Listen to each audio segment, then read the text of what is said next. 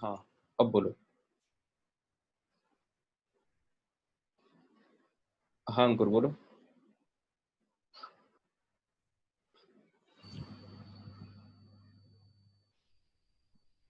Calculation में? अच्छा चलो देखते हैं इसका कैलकुलेशन अब। A sample of chalk contains clay as impurity. The clay impurity loses 11% of its weight as moisture on prolonged heating. 5 gram sample of chalk on heating shows a loss in weight due to evolution of this. Calculate percentage of chalk in the sample, है ना, percentage of chalk in the sample. तो question ये कह रहा है, question पढ़ के ये समझ में आ रहा है हमें कि एक एक चौक का सैंपल है, ठीक है, जिसमें कि चौक तो होगी ही, है ना, ऐसे पूरे में चौक होगी और उसमें कुछ कुछ इम्प्यूरिटीज भी होंगी बीच में, है ना, कुछ कुछ ऐसे इसमें इम्प्यूरिटीज भी होंगी बीच बीच में। तो इसका मतलब ये हो गया कि पूरे चौक चौक पूरे जो चौक का सैंपल है उसमें पूरे में कैल्शियम कार्बोनेट नहीं होगा।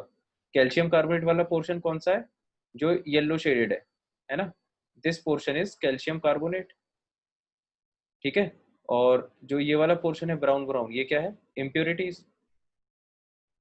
तो इसका मतलब ये जो चौक का सैंपल है ये पूरी तरह प्योर नहीं है, तो इसलिए इसमें परसेंटेज पूछा गया कि ये जो चौक है इसमें एक्चुअल में काको 3 का कितना परसेंट है, ठीक है। तो ये जो सैंपल है चौक का, इसमें इम्प्योरिटी किस चीज की है, क्ले की है, ठीक है। तो ये जो इम्प्योरिटी हमने बनाई है ये क्या है, क्ले, है ना। तो चलो ठीक है, ये हमने क्वेश्चन को समझ लिया। अब देखो, the clay impurity loses 11%। Question को उल्टा पढ़ना चालू करते हैं। Calculate percentage of chalk in the sample, ठीक है। तो परसेंटेज ऑफ चौक का मतलब क्या होता है, क्वेश्चन को मैं उल्टा चालू कर रहा हूँ। परसेंटेज ऑफ चौक या परसेंटेज ऑफ काको 3 का मतलब क्या हो जाएगा, wait of Kako 3, wait of Kako 3 by weight of Chowk into 100, है ना। ये टर्म हमें निकालना है। ये क्वेश्चन हुआ है क्या वैसे किसी से खुद से,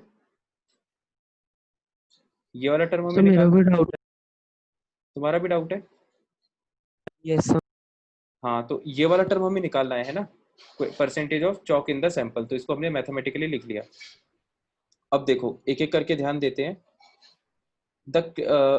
the clay impurity loses 11% of its weight as moisture on prolonged heating, ठीक है। तो जब जब हम इस सैंपल को हीट करते हैं तो हीट करने से क्या होगा,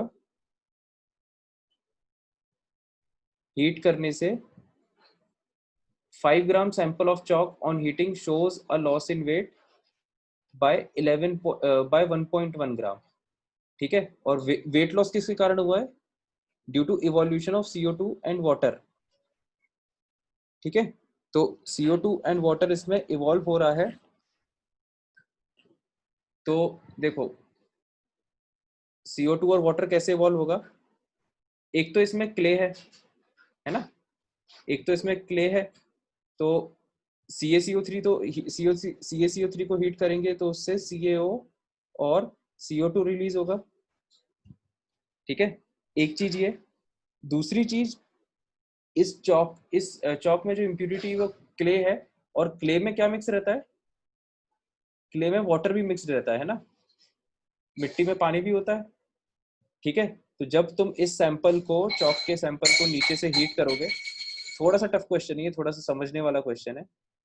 जब इस सैंपल को हम नीचे से इस तरह से हीट करेंगे, ठीक है, तो ये जो वाटर है ये भी, ये जो वाटर है ये भी ऐसे भाप बन के उड़ जाएगा, है ना। तो दो चीजों से वेट कम होगा चौक का। कौन कौन सी चीज से वेट कम होगा, एक तो जो CaCO3 है, जो CaCO3 वाला कंपोनेंट है चौक में, जब आप हीट करोगे तो CaCO3 जो है वो CO2 के फॉर्म में इवॉल्व होगा, एक तो इसके कारण वेट कम होगा, और दूसरा वेट किसके कारण कम होगा, जो वाटर निकल रहा है भाप बन के, है ना, उनके कारण वेट कम होगा, ठीक है। तो पहले तो ये बात समझने वाली है। अब क्वेश्चन कह रहा है कि the clay impurity loses 11% of its weight as moisture, question को ध्यान से पढ़ो। The clay impurity lose 11% of its weight as moisture on prolong heating. तो ये जो चौक है ना, इसको हम दो पार्ट्स में डिवाइड करते हैं, है ना। एक पार्ट तो हो गया क्ले, एक पार्ट तो हो गया क्ले, और दूसरा पार्ट क्या हो गया, काको 3, कैल्शियम कार्बोनेट। ठीक है, तो अगर हम कैल्शियम कार्बोनेट का वेट मान लें x ग्राम, और हम मान लेते हैं कि क्ले का वेट कितना है या इम्प्यूरिटीज का वेट कितना है, y ग्राम। ठीक है, ये हमने इनिशियल वैल्यूज मान ली अपनी तरफ से कि चौक दो ही चीजों से मिलकर बनी है, कैल्शियम कार्बोनेट और क्ले से। तो कैल्शियम कार्बोनेट का वेट x ग्राम, क्ले का वेट y ग्राम। ठीक है, अब ध्यान से देखो आगे। Clay impurity loses 11% of its weight as moisture on prolong heating. जब हम लगातार इसको हीट करते हैं चौक के सैंपल को, तो जो क्ले इम्प्यूरिटी है वो अपना 11% वेट लूज कर देती है। ठीक है, तो लूज किस फॉर्म में करती है, वाटर के फॉर्म में, है ना। तो क्ले का अगर इनिशियल वेट y ग्राम था, तो इसने कितना वेट लूज कर दिया, उसने क्ले ने लूज क्ले इनिशियल वेट जो था वो y ग्राम था, और उसमें से उसने 11% मतलब 11/100, 11% उसने लूज कर दिया है। ठीक है, तो ये आ जाएगा, ये जो टर्म है ये क्या आ जाएगा, final weight of dry clay, है ना। वेट ऑफ या फाइनल वेट क्या है, इसको ऐसे वेट ऑफ ड्राई क्ले लिख सकते हो। हाँ अंकुर, कुछ कहना चाह रहे हो क्या? No sir. अच्छा, तो ये देखो, ये सर जो मैं है एक ये, चीज बोलूं? हाँ बोलो। सर उसमें लिखा है वो CO2 रिलीज करता है हीट में, तो सर CO2 भी साथ में रिलीज होगा 11% वेट में, तो नहीं नहीं, CO इसमें क्ले इम्प्योरिटी की बात कर रहा है ना। लेकिन CO2 तो अच्छा, कैल्शियम कार्बोनेट के कारण रिमूव होगा। ठीक है दो सर। दो कंपोनेंट है ना इसमें, चौक में दो कंपोनेंट है। एक तो कैल्शियम कार्बोनेट जो मेन कंपोनेंट है, जो जिसको हम प्योर कंपोनेंट मानते हैं, और इम्प्योरिटी क्या है, यस सर। क्ले। तो ये वाली जो लाइन है ये कह रही है कि क्ले इम्प्योरिटी जो है वो अपना 11% लूज कर रही है ना। Okay sir. तो अगर यस अपन सर। को वेट ऑफ ड्राई क्ले निकालना है, तो तो उसको कैसे निकालेंगे हम, वेट ऑफ क्ले का वेट, और माइनस कितना उसमें से माइनस हो गया है, तो फाइनल वेट यही बचेगा ड्राई क्ले का, है ना। क्योंकि ये वाला जो वेट जो माइनस हुआ, ये किसका वेट है, ये किसका वेट है, वाटर का, है ना। क्ले यस में सर। से जब पानी भाप बन के निकल जाएगा, तो इतना वेट जो है वो मिट्टी का कम हो जाएगा। तो ये जो जो डिफरेंस आएगा वो क्या आ जाएगा, वेट ऑफ ड्राई क्ले। क्या ये बात सबको समझ में आ गई? Yes sir. तो अब देखो, इसमें कहा गया है कि the clay impurity loses 11% of its weight as moisture on prolong heating. तो सेकंड लाइन को पढ़ के हमने ये इक्वेशन लिख ली। ठीक है, जो वाटर जो है वो इतना निकल जाएगा। आगे देखो, आगे क्वेश्चन क्या कह रहा है। इसको अभी हम फिलहाल ये वाली लाइन हटा देते हैं, क्योंकि अभी तक इसका कोई यूज आया नहीं है ना। सेकेंड लाइन हमने पढ़ा, सेकेंड लाइन से हमने इतनी इंफॉर्मेशन नोट कर ली। अब आगे देखो, 5 gram sample of chalk on heating shows a loss in weight. तो चौक का वेट कितना है, 5 ग्राम टोटल। तो इससे हम क्या इक्वेशन बनाएंगे हम, अब x प्लस वाई की वैल्यू कितनी हो गई, 5, है ना। चौक का वेट, चौक में क्या क्या क्या है, काको 3 और क्ले, तो दोनों का वेट मिला के 5 ग्राम है। तो x plus y is equal to 5 gram sample of chalk on heating shows a loss in weight. तो इसमें कितना लॉस इन वेट हुआ है, loss in weight by 1.1 gram. ठीक है, तो 1.1 ग्राम का लॉस हो गया।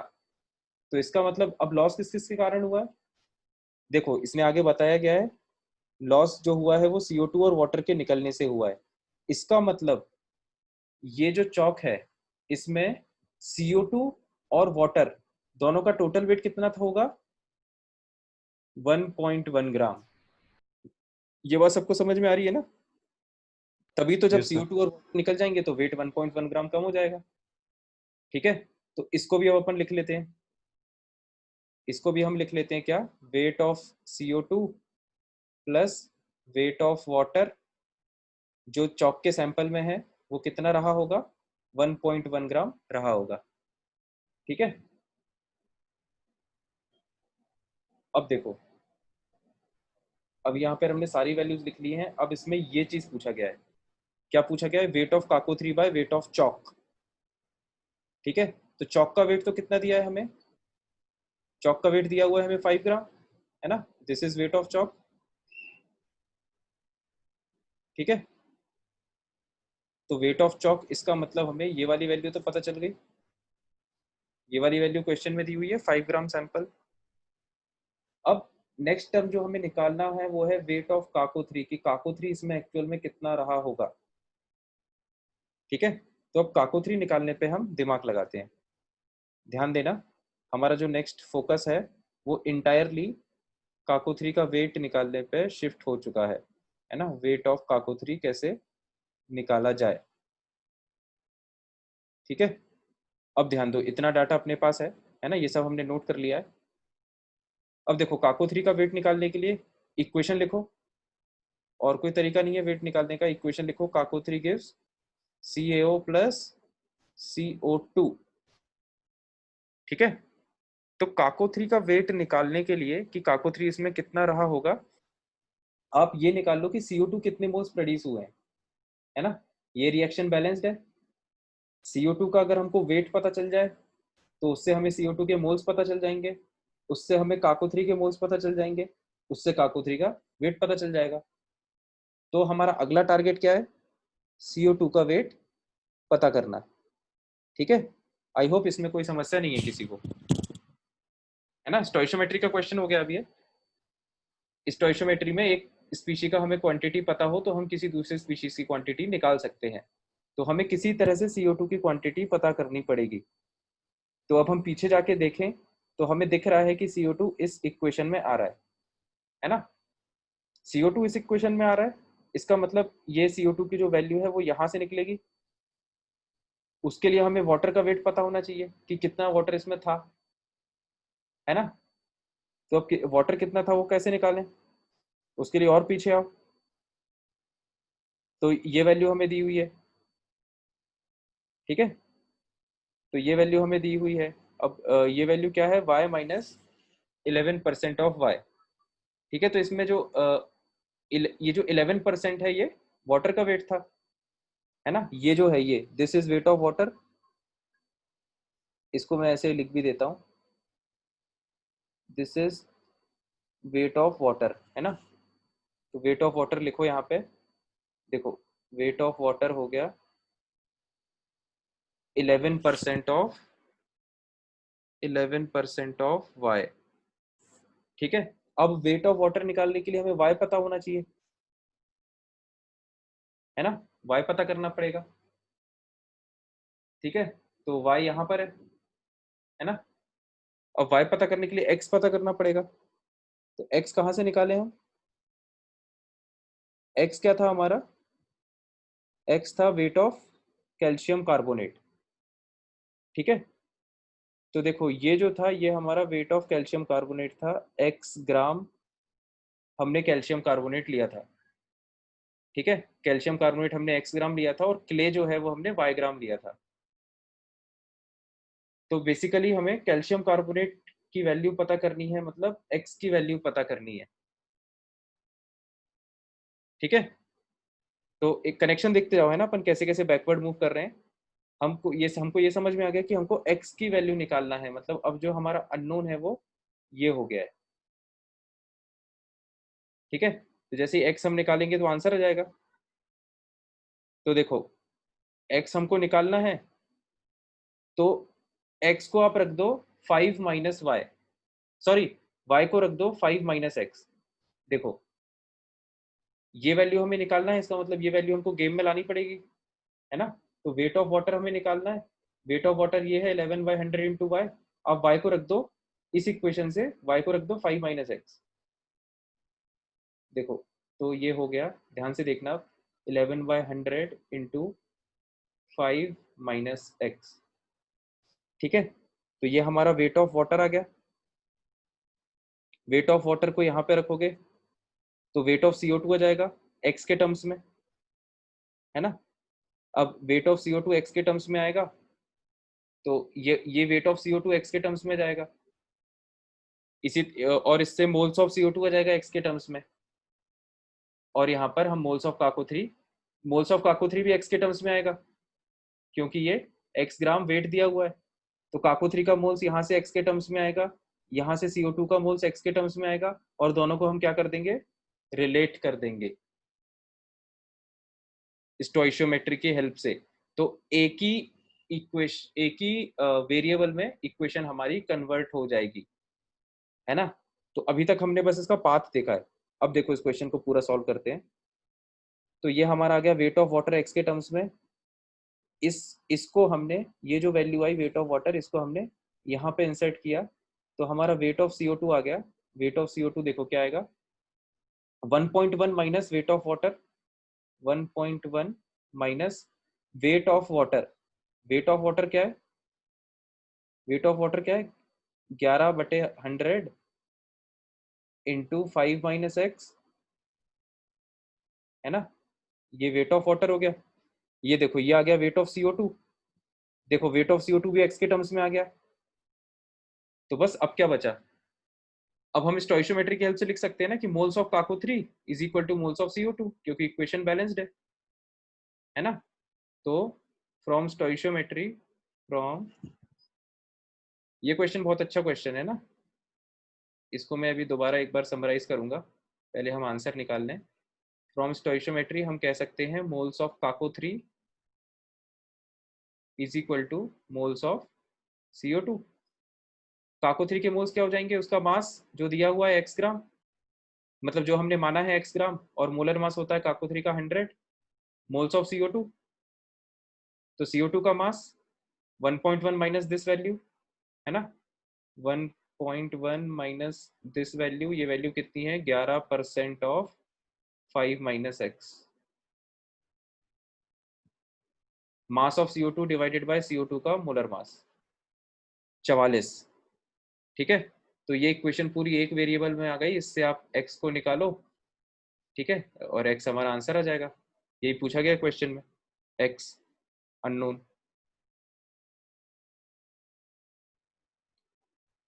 ठीक है, क्या ये क्वेश्चन सभी को समझ में आ गया। थोड़ा सा टफ है क्वेश्चन, है ना, मतलब थोड़ा सा लेंदी क्वेश्चन है। तो इस तरह के क्वेश्चन में सिंपली जो जो चीजें आपको नहीं पता उसको वेरिएबल के फॉर्म में मानते जाओ, है ना। इस तरह के लंबे क्वेश्चंस का एक ही अप्रोच होता है कि जो जो चीजें आपको नहीं पता उसको आप वेरिएबल्स के फॉर्म में तुरंत मानते जाओ, लिखते जाओ, ठीक है।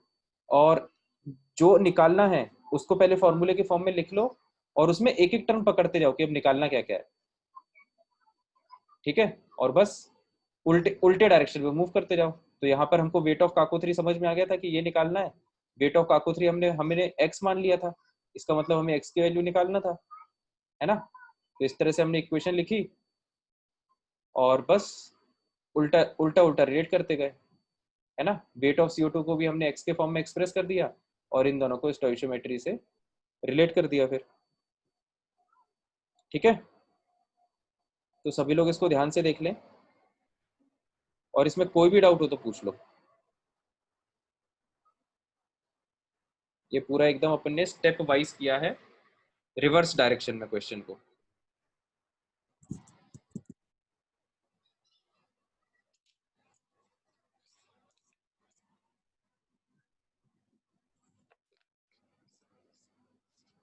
तो भैया आंसर निकाल लोगे क्या, इससे हमारी एक्स की वैल्यू आएगी सॉल्व होके।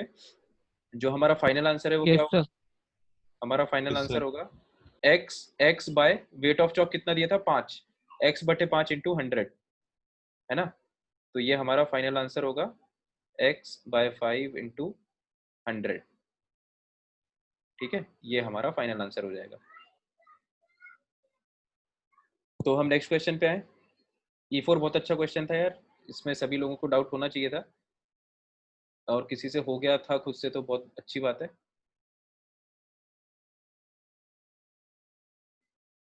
तो ये रहा E4, है ना।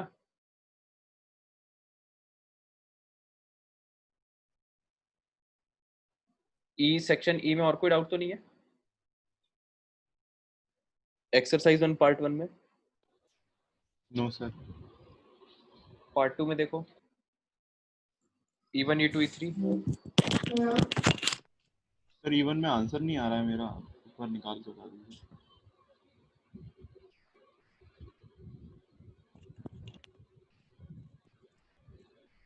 E1 E2 E3 में है क्या किसी में? सर इवन में आंसर नहीं आ रहा है। E1 में किसी का आंसर आया क्या?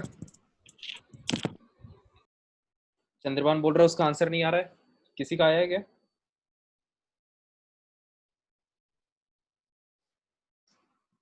देखो E1 देखते हैं।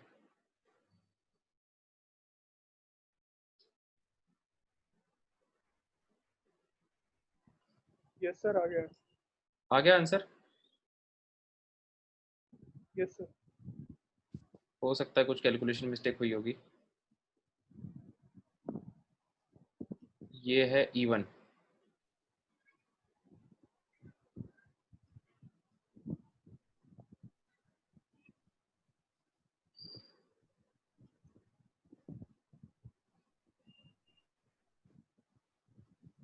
तो व्हाट वेट ऑफ काको 3,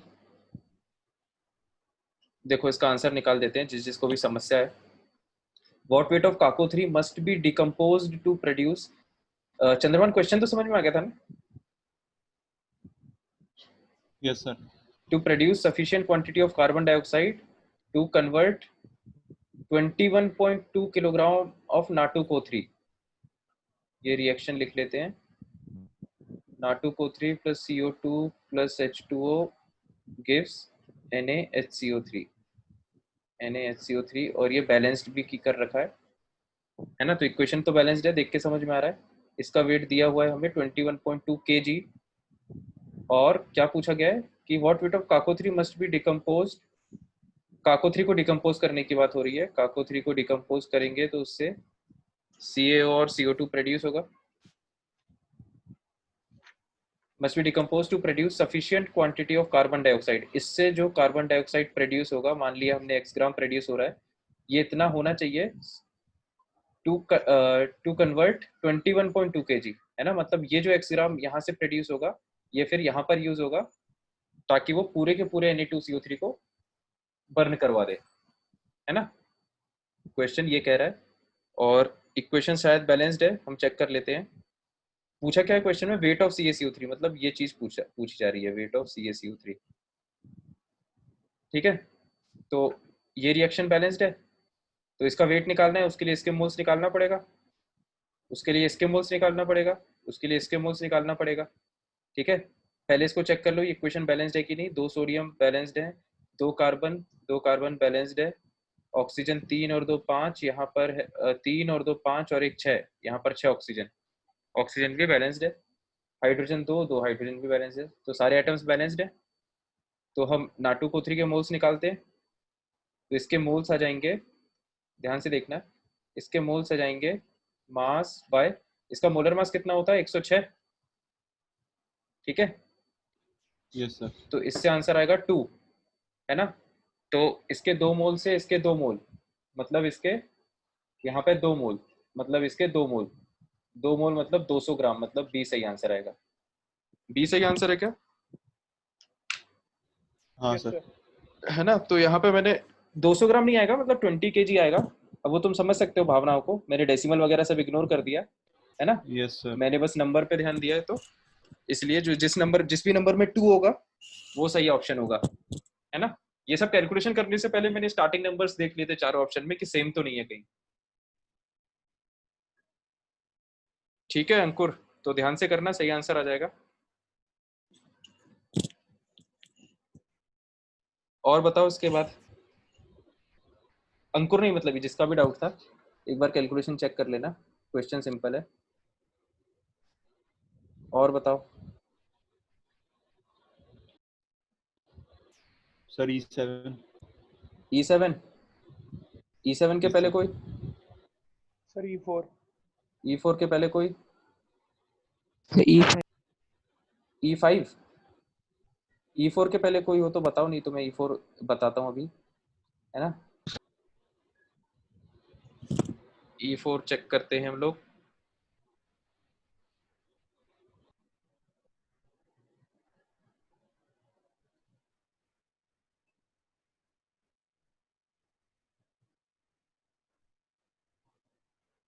तो ये हमारा आ गया E4।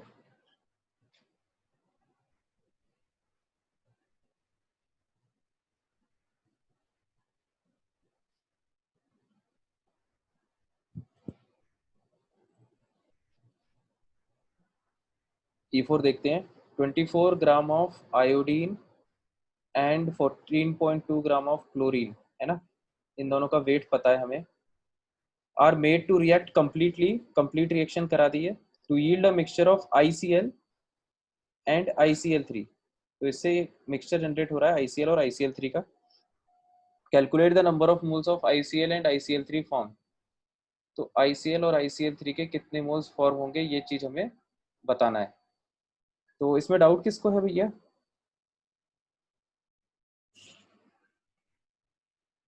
सर आई अंकुर तिवारी। हाँ अंकुर, तो बताओ इसमें क्या डाउट है। POC का क्वेश्चन है ये तो, POAC से हो जाएगा। सर वो हाँ लगाया था मैंने, मेरा आंसर नहीं आया।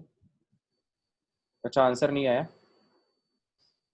Yes sir. आंसर तो आ जाएगा। देखो इसमें इसका वेट कितना दिया हुआ है, 25.4 ग्राम, और इसका वेट दिया हुआ है 14.2 ग्राम, है ना। तो इसमें अगर इसके मोल्स निकालोगे, हर चीज के लिए मोल्स तो निकालना ही पड़ता है, तो इसके मोल्स निकालो यहाँ पे। तो इसके मोल्स आ जाएंगे 25। पहले हमने ऑप्शंस देख लिए, ऑप्शंस तो अलग हैं, ठीक है। तो 25.4 और आयोडीन का होता है, एक आयोडीन का मास रहता है 127, तो 254/127, मतलब ये वैल्यू आएगी 2। और क्लोरीन का होता है 35.5, तो दो क्लोरीन का होता है 71, तो इसके भी मोल्स आएंगे 2, है ना। तो बस अब POAC लगाओ। POAC on iodine.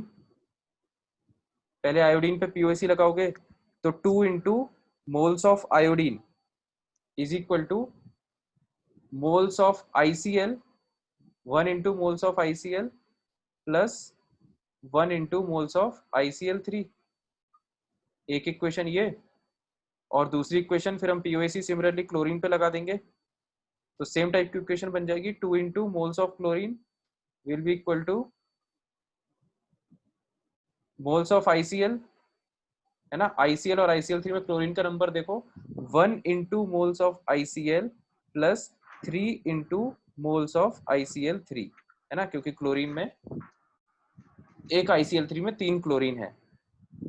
तो ICl3 के मोल्स को x मान लो, इसके मोल्स को y मान लो, तो ये दो इक्वेशन बन गई basically, x plus y is equal to 4 और x plus 3y is equal to 4, है ना। दो इक्वेशन बन गई, x plus y is equal to 4, x plus 3y is equal to 4, ठीक है। तो इस इक्वेशन को इसमें से माइनस कर दो, तो सॉल्व हो क्या जाएगा, 2y, इसको माइनस करोगे तो ये क्या था, 0 हो जाएगा क्या। 2y इज इक्वल टू 0, मतलब y is equal to 0, y is equal to 0, x is equal to 4, ये आ रहा है। ये कैसे आएगा, लेकिन कुछ गड़बड़ किया है क्या अपन ने? सर सर अपन ने वो मोल शायद बैलेंस करना गलत पड़ेगा। कैलकुलेट किए। मोल्स मोल्स गलत कैलकुलेट किए क्या? एक आयोडीन का मास 127 होता है, 127 सर होता है, तो दो आयोडीन का 254 होगा। ये डिनोमिनेटर में मैंने गलत लिखा है। एक आयोडीन का एटॉमिक मास 127 होता है, तो I2 का जो मोलर मास है वो डबल होगा 127 के, मतलब 254। तो ये वैल्यू आएगी 2 नहीं 1, है ना। यहाँ पर ये यस गड़बड़, सर। तो 2 इंटू मोल्स ऑफ I2, ठीक है। तो ये वैल्यू यहाँ पे 4 नहीं आएगी, ये वैल्यू 2 आएगी। तो जब इसको सब्सट्रैक्ट करोगे तो ये वैल्यू यहाँ पे 2 आएगी, तो y की वैल्यू 1 आएगी, और x की वैल्यू सॉल्व होके x की वैल्यू 3 हो जाएगी, है ना। तो ये आंसर आएगा 3 और 1। तो इसके मोल्स 3 और 1, लेकिन आ कहाँ रहा है इसमें?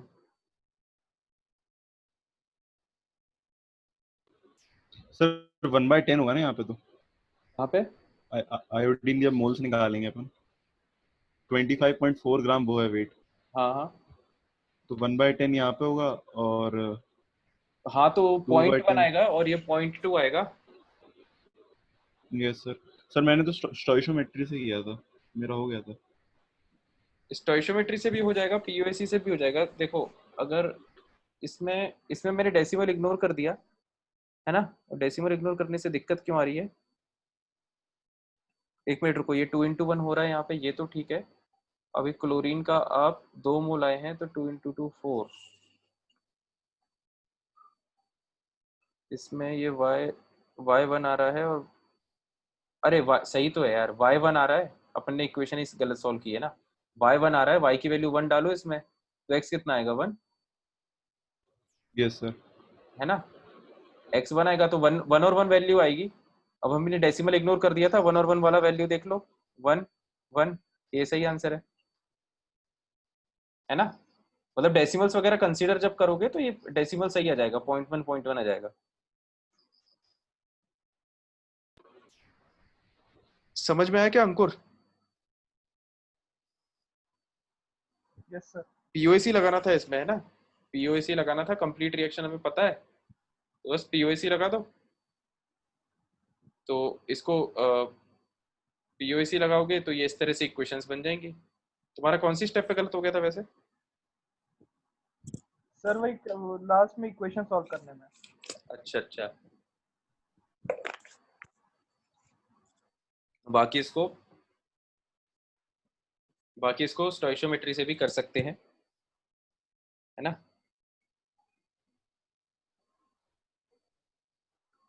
बाकी पीओएसी से करना ज़्यादा सही इसलिए होता है इस तरह के क्वेश्चंस में, क्योंकि ये जो रिएक्शन लिखी हुई ना ये गलत है ना। गलत कैसे है?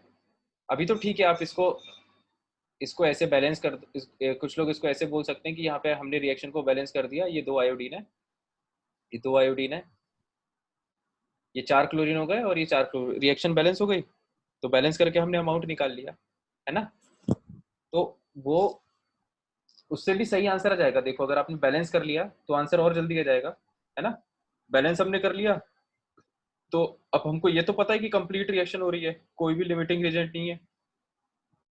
तो बस आयोडीन किसी की भी मोल से प्रोडक्ट के मोल्स निकाल दो। तो जैसे आयोडीन के 0.1 मोल आए तो एक आयोडीन से एक आईसीएल बन रहा है, तो 0.1 मोल I2 से 0.1 मोल ICl बन जाएगा और 0.1 मोल ICl3 बन जाएगा।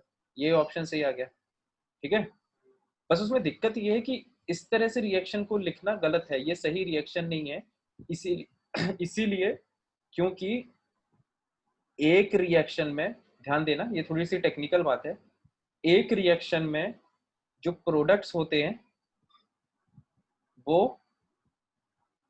एक साथ कभी भी नहीं बनते। किस टाइप के प्रोडक्ट्स एक साथ नहीं बनते? जो सेम एटम्स से मिलके बने हो लेकिन उनका कॉम्बिनेशन अलग अलग हो, ठीक है। तो यहाँ पर ये दोनों दोनों जो प्रोडक्ट्स हैं वो सेम एटम्स से मिलके बने हैं, आयोडीन और क्लोरीन, ठीक है। दोनों में आयोडीन क्लोरीन है लेकिन दोनों का कॉम्बिनेशन अलग अलग है, ये ICl है और ये ICl3 है ना। तो इस तरह से ये रिएक्शन नहीं होती है, ये रिएक्शन स्टेप्स में होती है, ठीक है। वो मैं समझा देता हूँ स्टेप्स में कैसे होती है। जैसे हमने वो रिएक्शन सुनी है ना, एक कार्बन ऑक्सीजन से मिलके पहले कार्बन मोनोऑक्साइड बनाता है, इसको हम इनकम्प्लीट कंबशन बोलते हैं, ठीक है। फिर जब कंप्लीट कंबशन होता है अगर, तो ये कार्बन मोनोऑक्साइड ऑक्सीजन से मिलके फिर कार्बन डाइऑक्साइड बनाता है, ठीक है। तो this is the complete reaction, जिसको हम शॉर्ट में इस तरह से भी लिख देते हैं कई बार, C+O2 गिव्स CO2, है ना। तो ये अपने आप में एक सही रिएक्शन है, लेकिन इस रिएक्शन को इस तरह से लिखना, C+O2 gives CO plus CO2, है ना, ये this is the wrong representation. C+O2 से पहले कार्बन मोनोऑक्साइड जनरेट होगा, वो कार्बन मोनोऑक्साइड अगर ऑक्सीजन और ज्यादा है तो वो कार्बन मोनोऑक्साइड ऑक्सीजन से रिएक्ट करके फिर अगली स्टेप में CO2 बनाएगा, है ना। कभी भी दो मॉलिक्यूल्स प्रोडक्ट में जो सेम एटम से मिलके बने हो वो एक साथ प्रोड्यूस नहीं होते, एक ही स्टेप में, स्टेप बाय स्टेप प्रोड्यूस होते हैं, ठीक है। तो उस लिहाज से यहाँ पर स्टोइशियोमेट्री से करना मतलब आंसर निकालने के लिए करना सही है, लेकिन वैसे करना लॉजिकली थोड़ा गलत है, क्योंकि हम वहां यहाँ पर ये कह रहे हैं कि भैया 1 मोल आयोडीन से 1 मोल ICl और 1 मोल ICl3 इस स्टेप में बन जाएंगे, ऐसा नहीं है। ठीक है, तो इसलिए फिर इस तरह के क्वेश्चन को हम POAC से लॉजिकली एक्सप्लेन कर सकते हैं, है ना। लॉजिकली हम POAC से एक्सप्लेन कर सकते हैं, क्योंकि ये इनिशियल सिचुएशन है, ये फाइनल सिचुएशन है। तो POAC में हमने काउंट करके बता दिया कि जितने एटम्स इनिशियली होंगे उतने एटम्स फाइनली होंगे। ठीक है, क्लियर हो गया सबको? Yes sir. मतलब आप आंसर निकालने के लिए इस क्वेश्चन में स्टोइकियोमेट्री यूज कर सकते हो, उसमें कोई बुराई नहीं है, लेकिन लॉजिकली वो चीज सही नहीं है, बस सीधी सी बात ये है ना। बाकी हमने दोनों क्वेश्चन दोनों तरीके से इस क्वेश्चन को करके देख लिया, स्टोइकियोमेट्री से भी और लिमिटिंग रीजन से भी। तो ये अच्छा क्वेश्चन था, इसमें दोनों तरीके क्लियर हो गए होंगे लोगों को। तो ये था क्वेश्चन नंबर E4। और बताओ।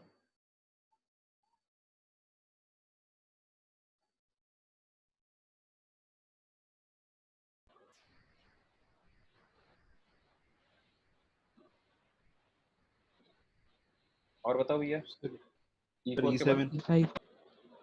E5 देखते हैं पहले। ये रहा क्वेश्चन E5।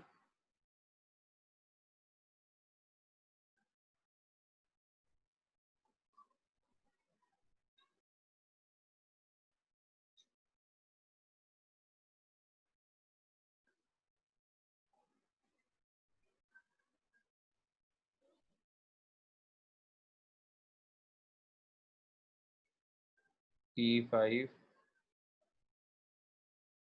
तो इसको देखते हैं क्वेश्चन को। देखो, what weights of P4O6 and P4O10 will be produced by the combustion of E5 किसी से हुआ है? हाँ सर हो गया था। चलो शाबाश। देखो, what weights of P4O6 and P4O10, तो P4O6 will be produced, है ना। तो P4O6 और P4O10 के प्रोडक्शन की बात हो रही है, तो प्रोडक्ट साइड में आएंगे, इनके वेट निकालने की बात हो रही है। P4O6 and P4O10 will be produced by the combustion of 31 gram of P4। तो P4 का कंबशन मतलब ऑक्सीजन से रिएक्शन, कितना P4 लिया हुआ है? 31 ग्राम, है ना। इन 32 ग्राम ऑक्सीजन, ऑक्सीजन कितना लिया हुआ है? 32 gram oxygen, leaving no P4 and O2। ठीक है, P4 और O2 फाइनली 0-0 हो रहे हैं, इसका मतलब कोई भी लिमिटिंग रीजेंट नहीं है ना। मतलब ये कंप्लीट रिएक्शन हो रही है अपने आप में। तो आंसर निकालने के लिए इसको भी डायरेक्ट कर सकते हो, पिछले तरह का ही क्वेश्चन हो गया, है ना। इसको बैलेंस कर दो, तो यहाँ पे 2P4 आ जाएगा, ऑक्सीजन कितना जाएगा? यहाँ पे 6 ऑक्सीजन है, 6 और 10 16, तो ये हो गया 8। ठीक है, तो ये इक्वेशन बैलेंस हो गई। P4 के मोल्स निकालो। एक P4 के मोल्स होता है मास बाय मोलर मास, कितना हो जाएगा? 31 इंटू 4, है ना। तो इसके मोल्स आ जाएंगे 1/4। ऑक्सीजन के मोल्स देखो, मास बाय मोलर मास मतलब 1 मोल, तो 1 मोल ऑक्सीजन से मतलब 8 मोल ऑक्सीजन से ये 1 मोल जनरेट होता है, तो एक मोल से कितना जनरेट होगा? ये 1/8 मोल्स, है ना। तो मास यस कितना सर। आएगा? 1/8 इंटू, अब इसका मोलर मास कैलकुलेट कर लो। ठीक है, तो मोलर मास कैलकुलेट करोगे तो 220 आया सर। इसका मास मत निकालो, है ना, इसका मास निकाल लो डायरेक्ट P4O10 का। P4O10 का वेट जो आएगा वो 1/8 इंटू P4O10 का मोलर मास P4O10 का निकालो, 31 इंटू 4 प्लस 16 इंटू 10 मतलब 160, तो 160 और 4, है ना। तो 164 और 4/8, तो इसको 30 देखो रुको, 31 इंटू 4 कितना हो जाएगा? 124 प्लस 160, तो 284। ठीक है, तो 284 इसको 8 से डिवाइड करो, कितना आ जाएगा? 8 3 24, तो ये बी सही आंसर है ना। 8 3 24 3 बार जाएगा ये, तो इसका मतलब 3 आएगा, सबसे पहली जो डिजिट है वो 3 होगी, और ये 3 डिजिट और किसी ऑप्शन में है नहीं, है ना, तो बी सही आंसर है। क्लियर हुआ क्या सबको?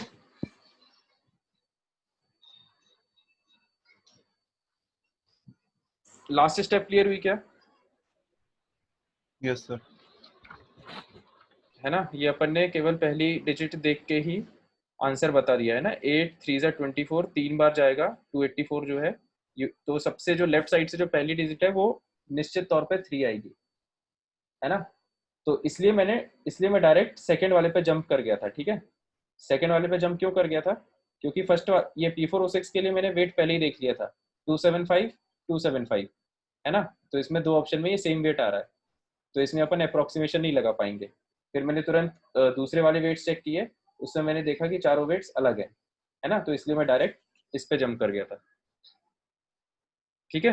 बाकी जब पूरा सॉल्व करोगे तो इस एग्जैक्ट आंसर मैच कर जाएगा, है ना। क्लियर हो गया भाई, जिसका भी डाउट था ये E5?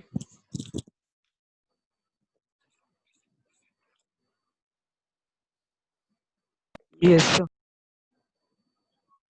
और बताओ। Sir E7। इसको नोट कर लेना, है ना।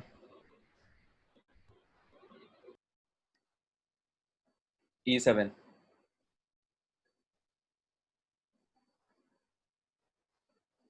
E7 है ये।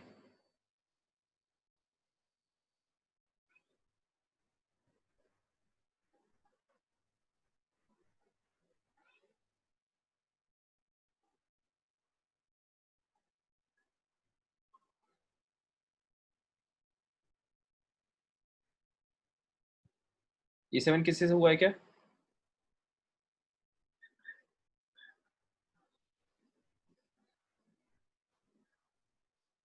चलो देखते हैं हम। थोड़ा सा बड़ा क्वेश्चन दिख रहा है ना। जितने भी वैसे क्वेश्चन जो बहुत बड़े बड़े होते हैं उसमें तुरंत नोट करते जाया करो जो जो क्वेश्चन बोलते जा रहा है, ठीक है, ताकि हमें क्वेश्चन दोबारा ना पढ़ना पड़े। In a gravimetric determination of phosphorus an aqueous solution of dihydrogen phosphate ion H2PO4 minus is treated with a mixture of ammonium and magnesium ions to precipitate magnesium ammonium phosphate MgNH4PO4.6H2O. This is heated and decomposed to magnesium pyrophosphate. किसको heat करने की बात कर रही है? इसको MgNH4 2PO4.6H2O, है ना। इसको जब हीट किया गया तो क्वेश्चन कह रहा है कि इससे मैग्नीशियम Mg2P2O7 जनरेट हो गया ना, Mg2P2O7 जनरेट हो गया, विच इज वेट, ठीक है, जिसका वजन किया गया, मतलब इसका वजन किया गया।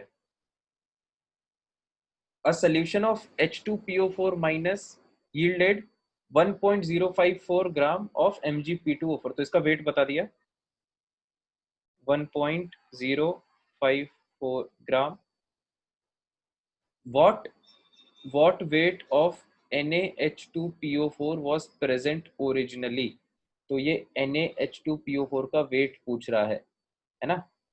क्वेश्चन क्या पूछ रहा है? NaH2PO4 का वेट, ठीक है, ये चीज क्वेश्चन पूछ रहा है। अब हमने देखा कि NaH2PO4 का वेट निकालना है, वो तो एक क्वेश्चन में दिया ही नहीं है कहीं, ठीक है। इसका मतलब क्या है कि हमें क्वेश्चन दोबारा पढ़ना पड़ेगा कि किसी तरह से हम NaH2PO4 को गेम में ला सके। तो क्वेश्चन हम दोबारा पढ़ते हैं। तो ये पहली लाइन तो काम की नहीं लग रही, यहाँ से देखते हैं। An aqueous solution of dihydrogen phosphate ion H2PO4 minus is treated with a mixture of ammonium and magnesium ions. अब इसको हम लिख लेते हैं क्योंकि इसमें H2PO4 माइनस आ रहा है। देखो एक second, H2PO4 minus an aqueous solution of H2PO4 minus is treated with a mixture of ammonium. तो इसको ट्रीट कर रहे हैं हम मिक्सचर ऑफ अमोनियम, अमोनियम इसे बोलते हैं NH4 प्लस, है ना, एंड मैग्नीशियम आयंस। तो मैग्नीशियम का आयन, आयन मतलब Mg2 प्लस। इस तरह से इसको ट्रीटमेंट कर रहे हैं। तो ट्रीटमेंट से क्या हो रहा है? To precipitate magnesium ammonium phosphate. तो इस रिएक्शन से ये प्रोडक्ट जनरेट हो रहा है ना। इस मॉलिक्यूल को मैं कैपिटल X बोल रहा हूँ शॉर्ट में, तो ये कैपिटल X इससे जनरेट हो रहा है ना, मैग्नीशियम अमोनियम फॉस्फेट, MgNH, ये magnesium, Mg ammonium phosphate PO4 वो इससे आ रहा होगा, और ये डॉट 6H2O, तो ये H2 से H2O जनरेट हो रहा होगा किसी तरह से। तो क्वेश्चन क्या कह रहा है, अब हम उल्टा क्वेश्चन को चलते हैं। क्वेश्चन वेट ऑफ Na2HPO4 पूछ रहा था, तो इसका मतलब इसमें इसमें कहीं ना कहीं से POAC लग रहा होगा, वो थोड़ा पकड़ना है हमको, कैसे लग रहा होगा। तो this is heated and decomposed, फिर ऐसा हो रहा है इसमें, what weight of NaH2PO4 was present initially. तो देखो कि जितना भी इसमें फॉस्फेट है ना, जितना भी इसमें फॉस्फेट होगा इसमें NaH2PO4 में, वो पूरा का पूरा किस में जा रहा है, X में, ठीक है। इसमें तो कोई डाउट नहीं किसी को। H2PO4 माइनस कैसे जनरेट हुआ होगा, सॉल्यूशन में NaH2PO4 के मॉलिक्यूल्स होंगे, ठीक है। जैसे ही हम उसको पानी में डालेंगे, एक्वस सोल्यूशन की बात कर रहा है ना, तो एक्वस सोल्यूशन में जैसे ही हम किसी सॉल्ट को डालते हैं तो वो स्प्लिट हो जाता है किसमें, कैटायन और एनायन में, है ना। पानी में जैसे ही हम NaCl को डालते हैं तो Na+ आयंस अलग, Cl- अलग। तो पानी में जैसे ही हम इस सॉल्ट को डालेंगे, एक्वस सोल्यूशन, पानी में जैसे ही सॉल्ट को डालेंगे Na+ अलग और H2PO4- आयन अलग, ठीक है। तो H2PO4- जो है वो इस NaH2PO4 से जनरेट हो रहा है, और फिर यही H2PO4- आगे अमोनियम और मैग्नीशियम से रिएक्ट करके ये गंदा सा कंपाउंड बना रहा है, ठीक है। तो इसका मतलब देख के समझ में आ रहा है कि जितना जितना H2PO, जितना फॉस्फेट होगा, PO4- जितना होगा NaH2PO4 में, वो पूरा का पूरा फॉस्फेट निकल के किस में चले जाएगा, X में जाएगा, है ना। X में मतलब इसमें चले जाएगा। क्या ये बात सबको समझ में आ रही है? Yes sir. है ना। तो अभी तक तो अपन ने क्वेश्चन समझा है कि क्वेश्चन कह क्या रहा है, सॉल्व करना अब चालू करेंगे, ठीक है। तो किसी को अभी तक इतने में कुछ समझ में नहीं आया तो बताओ, अब सोल्यूशन वाला पार्ट हम चालू करेंगे क्योंकि, तो देखो अब हम सॉल्व करना चालू करते हैं। तो वही उल्टा चालू करते हैं क्वेश्चन को, इसका वेट पूछा जा रहा है, ठीक है। तो इसके वेट के लिए हमको किसी तरह से इसके मोल्स पता चल जाए, तो मोल से वेट निकल जाता है ना। हमें पता है मोल्स होता है मास बाय मोलर मास। तो अगर हमको ये वाला टर्म निकालना है तो हमको किसी तरह से मोल्स पता चल जाए NaH2PO4 के, ठीक है। मोलर मास तो हम एटॉमिक मासेस को जोड़ के निकाल देंगे, तो हमें NaH2PO4 के मोल्स निकालना है। NaH2PO4 के मोल्स निकालने के लिए हमें H2PO4- के मोल्स निकालना है ना। क्योंकि एक NaH2PO4 मॉलिक्यूल में एक H2PO4- आयन होगा, तो हम कह सकते हैं देयरफॉर मोल्स ऑफ H2PO4- किसके बराबर होगा ये, this will be equal two moles of NaH2PO4। इसमें कोई डाउट तो नहीं है किसी को। एक नो सर। NaH2PO4 मॉलिक्यूल में एक H2PO4- आयन होगा, इसका मतलब जितने मोल्स NaH2PO4 के होंगे उतने ही मोल्स H2PO4- के होंगे, है ना। तो हमें NaH2PO4 के मोल्स निकालने हैं यहाँ पे, इसका मतलब हमें क्या निकालना है, H2PO4- के मोल्स, ठीक है। हम उल्टे डायरेक्शन में चल रहे हैं। H2PO4- के मोल्स निकालने के लिए थ्योरी का कोई पार्ट नहीं हो पाएगा यार, मुश्किल है आज तो, है ना। 7:12 हो रहा है, देखते हैं, है ना। अभी क्वेश्चन पे ध्यान दो, क्वेश्चन अच्छा क्वेश्चन है ये काफी। H2PO4- के मोल्स निकालने के लिए अब हमें POAC की हेल्प लेनी पड़ेगी, है ना। POAC की हेल्प लेनी पड़ेगी क्योंकि हमें ये बैलेंस्ड इक्वेशन पता नहीं है, ठीक है। तो इस इक्वेशन को बैलेंस करना भी मुश्किल है ना।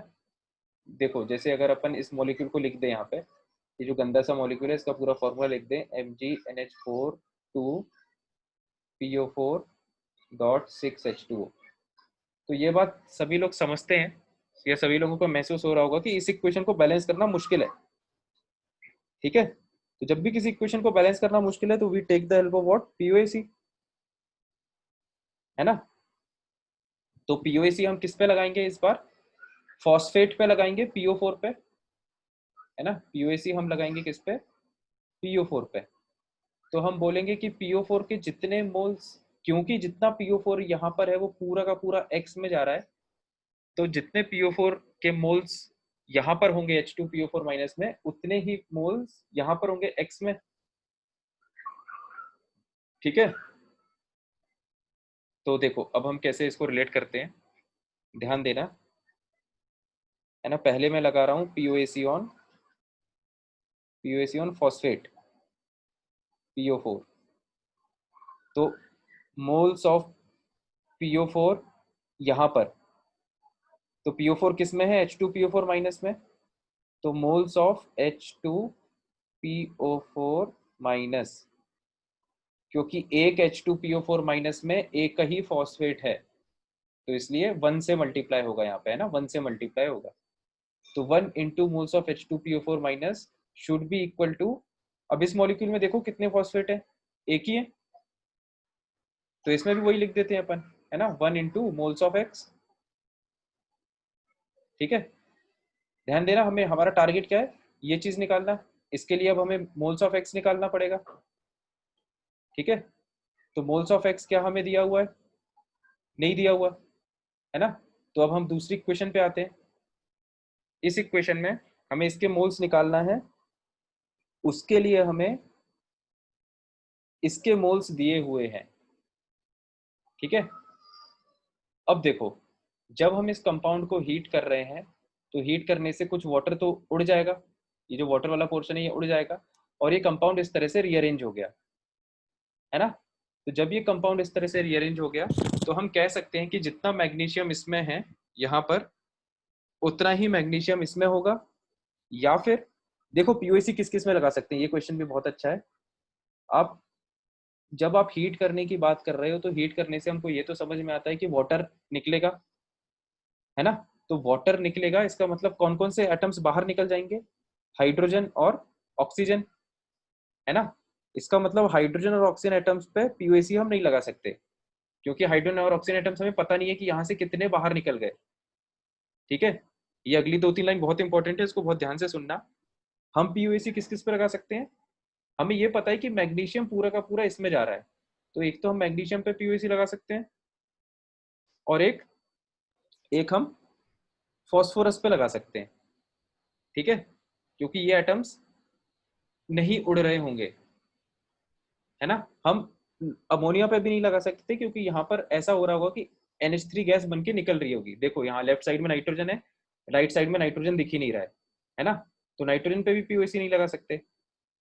तो कौन कौन से एटम्स पे पीओसी लगा सकते हैं, कंक्लूजन क्या है, मैग्नीशियम पे और फॉस्फोरस पे, ठीक है। क्या ये बात सबको समझ में आ गई, जो मैंने पिछले 2 मिनट में जो लाइंस बोली। अगर किसी को भी नहीं Yes, समझ sir. में आई हो तो पूछ लें। ये हमको खुद डिसाइड करना है इस क्वेश्चन में कि पीओसी किस पे लगा सकते हैं, ये क्वेश्चन ने नहीं बताया है, इसलिए ये क्वेश्चन टफ है थोड़ा। तो जब हमको ये बात समझ में आ गई तो अब या तो आप मैग्नीशियम पे पीओसी लगा दो या फॉस्फोरस पे पीओसी लगा दो, आंसर सेम आएगा क्योंकि रेशियो सेम है दोनों का। यहाँ पे 1 मैग्नीशियम, यहाँ पे 2 मैग्नीशियम हो गया, 1:2 का रेशियो। या फॉस्फोरस को पकड़ोगे, 1 फॉस्फोरस, यहाँ पे 2 फॉस्फोरस, 1:2 का रेशियो, है ना। तो रेशियो सेम है, तो किसी पे भी लगाओगे आंसर सेम आएगा। तो हम लगाते हैं POC on magnesium, POC on magnesium, ठीक है। ध्यान देना, अभी हमारा टारगेट क्या है, निकालना NX, ठीक है। तो मैग्नीशियम पे पीओसी निकाल लगाएंगे हम, तो एक मॉलिक्यूल में एक मैग्नीशियम है, तो 1 इंटू मोल्स ऑफ X, है ना, 1 मल्टीप्लाई होगा क्योंकि एक मॉलिक्यूल में एक ही मैग्नीशियम है, should be equal to 2 into moles of Mg2P2O7, should be equal to 2 into moles of Mg2P2O7, क्योंकि एक मॉलिक्यूल में 2 मैग्नीशियम है ना, तो ये 2 से हमने यहाँ पे मल्टीप्लाई किया। तो देखो अब NX की वैल्यू निकालने के लिए हमें इसकी वैल्यू पता होना चाहिए, और इसके लिए हमें क्वेश्चन में क्या दिया हुआ है, इसका वेट। बस खत्म हो गया क्वेश्चन अब। है ना। वेट दिया है, मोलर मास पता चल जाएगा, तो Mg2P2O7 के मोल्स पता चल गए, ये वैल्यू पता चल गई, इससे ये पता चल गया, ये पता चल गया, ये पता चल गया, इससे ये पता चल गया, इससे ये पता चल गया, मोल्स ऑफ NaH2PO4 और मोल्स से वेट आ गया, है ना, जो कि हमें निकालना है। तो ये अभी तक हमको पाथ क्लियर हुआ है क्वेश्चन का, कि क्वेश्चन करना कैसे कैसे है। क्या सभी लोगों को पाथ क्लियर हो गया? तो हम कैलकुलेशन वाले पार्ट पे आते हैं। Yes sir. किसी को कोई भी डाउट हो तो पहले पूछ लो कि पाथ हमने कैसे डिसाइड किया है।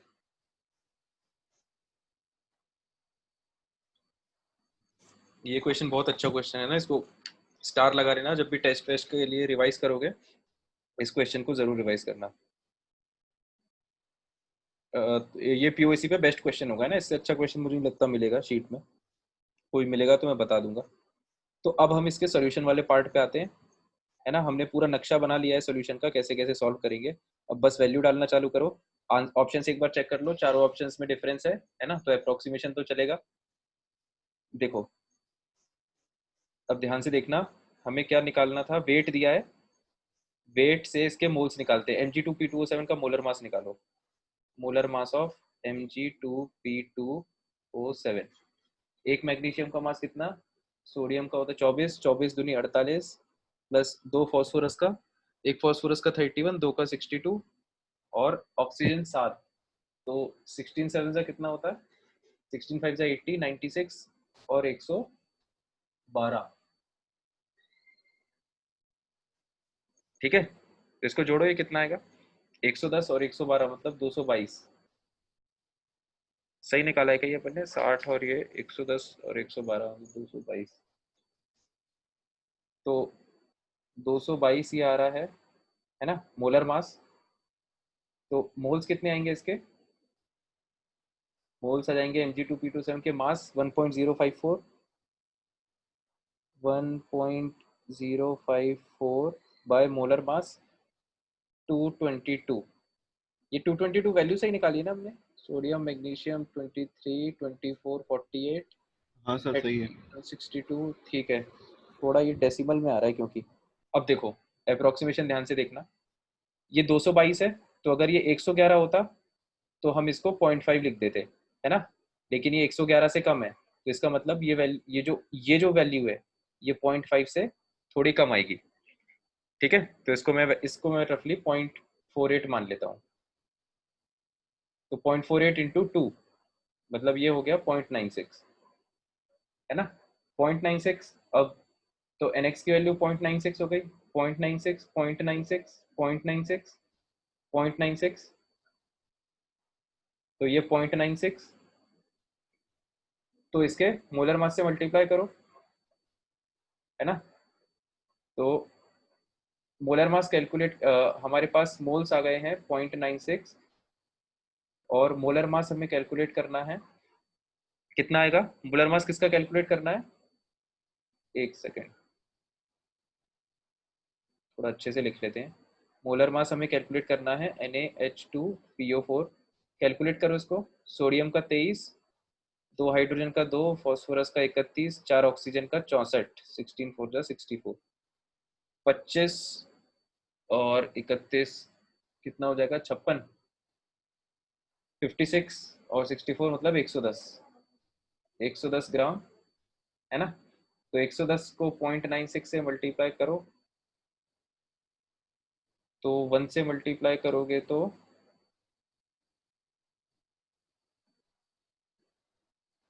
1 से मल्टीप्लाई करोगे इसको तो 110 11 आएगा, तो 11 से कम तो कोई आंसर नहीं है यार, इसमें क्या गड़बड़ी हो रही है।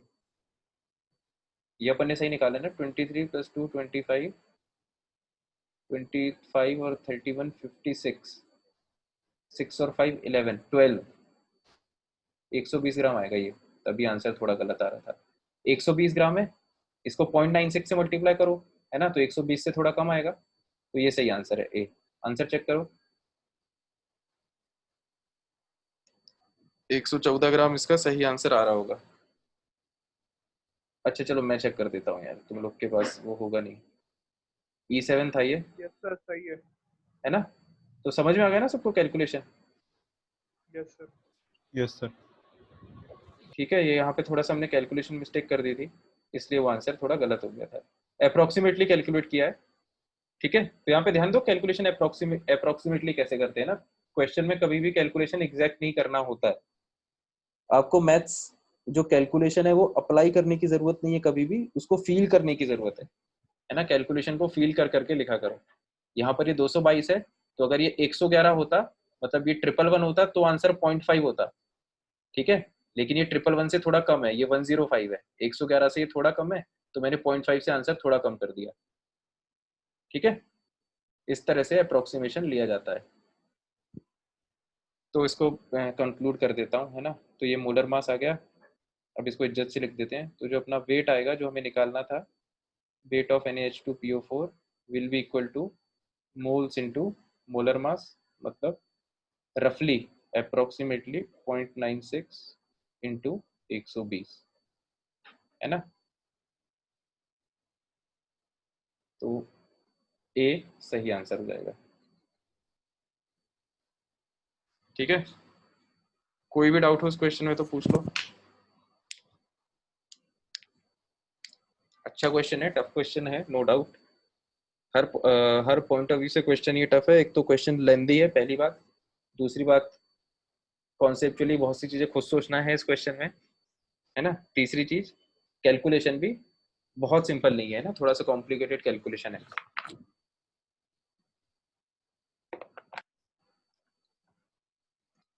तो और बताओ, ये क्वेश्चन तो हो गया।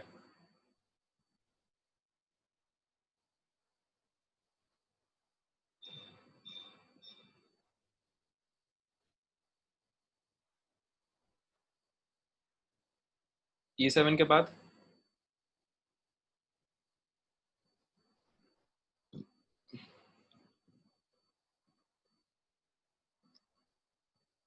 E7 के बाद कोई है? No sir. सारे हो गए उसके बाद? हाँ सर, हो गए थे। शाबाश। तो मतलब सेक्शन ई भी खत्म हो गया है ना, ठीक है। तो अपने एक्सरसाइज 1 तो सर पूरी हो आपने गई। वो 2 क्वेश्चन भी किए थे। हाँ, वो 2 भी डिस्कस कर लेते हैं। अभी एक्सरसाइज 1 तो हो गई, अब अपन आगे चालू करेंगे। एक्सरसाइज 2 में तो कुछ हो नहीं पाएगा अभी, चलो ठीक है। हाँ, अब बोलो क्या कह रहे थे। सर वो आपने 2 क्वेश्चन दिए थे कल, उनके हाँ, आंसर। एक सेकंड बताता हूँ। हाँ, तो वो 2 क्वेश्चन उसके आंसर बता दिए थे क्या? नो सर, आंसर नहीं बताया। 1 मिनट में पहले आंसर बता देता हूँ उनके।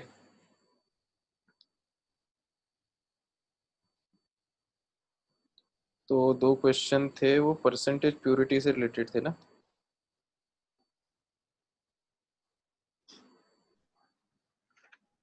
ये वाला क्वेश्चन था एक, तो क्या बोलते हैं, 2 gram of a mixture of Kako 3 and MgCO3,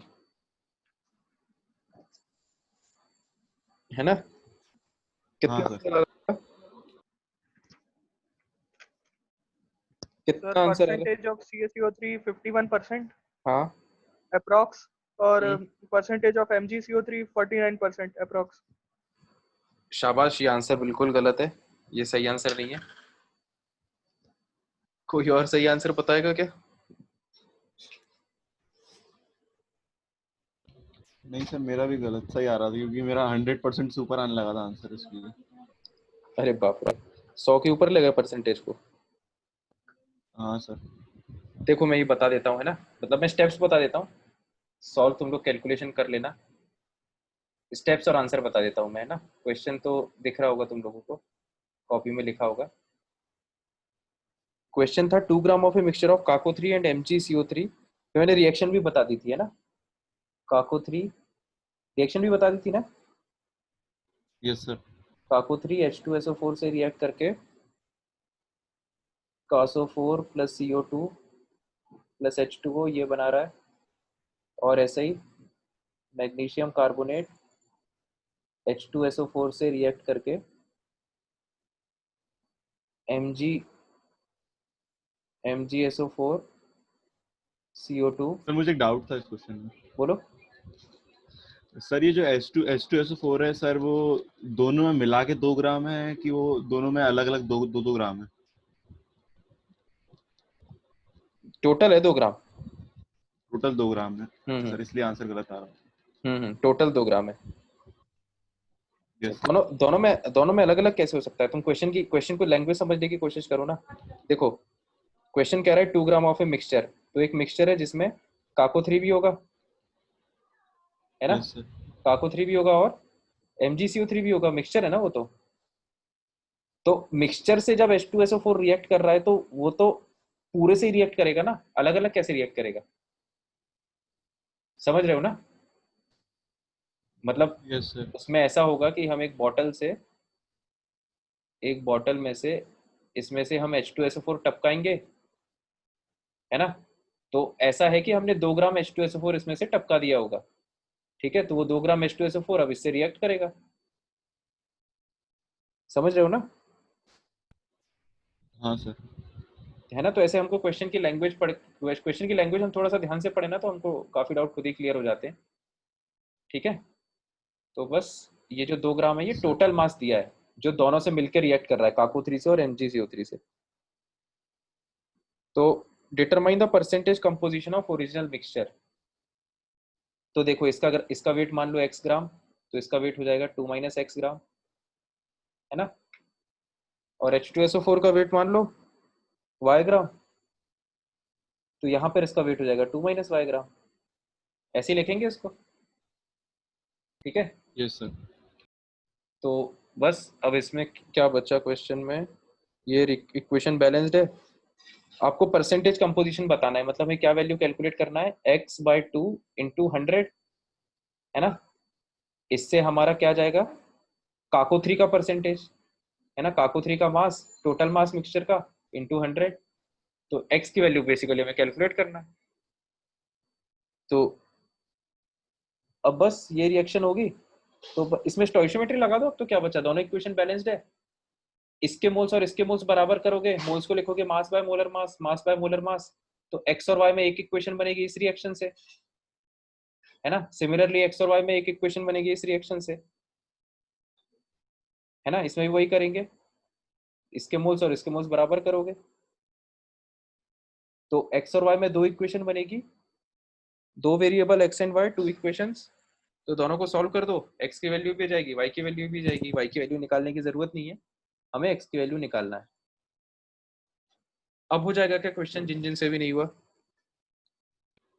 yes sir. जिन जिन ने जो भी गलती की थी अब दोबारा करके देखना, मैं आंसर बता देता हूँ, आंसर ना मैच करे तो फिर से कल पूछ लेना, ठीक है? वैसे मेरे हिसाब से अब आंसर मैच कर जाएगा, है ना? ये जो वैल्यू है काको 3, ये तुम्हारा आएगा सॉल्व होके 89% है ना, 89%। ठीक है, टाइम खत्म होने वाला है, अगला क्वेश्चन देखते हैं। अगला क्वेश्चन किसी से हुआ है क्या? मेरा आंसर 30 ग्राम मारा। शाबाश, 30 ग्राम सही है। और किसी का? सर मुझे समझ में नहीं आया, पता नहीं क्या। देखो मैं क्वेश्चन समझा देता हूँ।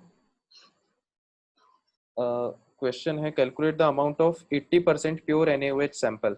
तो वही बात है, जब भी परसेंटेज प्योरिटी की बात करते हैं तो कोई सैंपल है जिसमें इम्प्योरिटी है ना? तो ये मान लो NaOH का सैंपल है, इसमें कुछ कुछ इम्प्योरिटी होगी, तो ये 100% प्योर तो है नहीं, है ना? तो इसने बताया है 80% pure. NaOH sample required to react completely with chlorine. तो मैंने रिएक्शन बता दी थी, NaOH जो है वो क्लोरीन से रिएक्ट करके NaCl, NaClO3 और HCl बनाता, H2O बनाता है, ठीक है? तो देखो NaOH जो है वो रिएक्ट करेगा 21.3 ग्राम क्लोरीन से। तो मान लो कि 21.3 ग्राम क्लोरीन से x ग्राम NaOH रिएक्ट कर रहा है ना? तो जब इक्वेशन को बैलेंस कर देना, जब इक्वेशन को बैलेंस करोगे तो ये कोएफिशिएंट्स आ जाएंगे 6 6 3 5 3 6 3 5 3, है ना? तो देखो 21.3 ग्राम क्लोरीन से रिएक्ट करने के लिए आपको x ग्राम NaOH चाहिए, ठीक है? अभी लेकिन दिक्कत यह है कि जो सैंपल हमें लिया है वो हमको 80% प्योर है ना, तो जो भी सैंपल का मास होगा, मान लो सैंपल तुम्हारा y ग्राम है, ध्यान से सुनना आप। अगर सैंपल तुम्हारा y ग्राम है तो उस y ग्राम में से 80% ही NaOH है, ठीक है। तो y का जब तुम 80% कैलकुलेट करोगे तो वो हो जाएगा x, क्योंकि NaOH जो है वो एक्चुअल में 80% ऑफ टोटल सैंपल है। समझ में आया? तो x की वैल्यू यहाँ से Yes, आएगी sir. सॉल्व होके, और यहाँ उस वैल्यू को यहाँ पे डालेंगे तो y की वैल्यू आएगी, ठीक है। और उसने उसने सैंपल का ही तो मास पूछा है, calculate the amount of 80% NaOH sample, तो वो y की वैल्यू पूछ रहा है, सैंपल का मास पूछ रहा है, वो NaOH का मास नहीं पूछ रहा है। समझ में आया चंद्रमान? Yes, sir. ठीक हाँ है, तो सर, अब करके देखिए ना, अब आ जाएगा आंसर, है ना। आंसर Yes, जो है sir. वो आंसर जो है वो y की वैल्यू हो जाएगी तुम्हारी 30 ग्राम। ठीक है, मैच ना करे तो कल दोबारा पूछ लेना।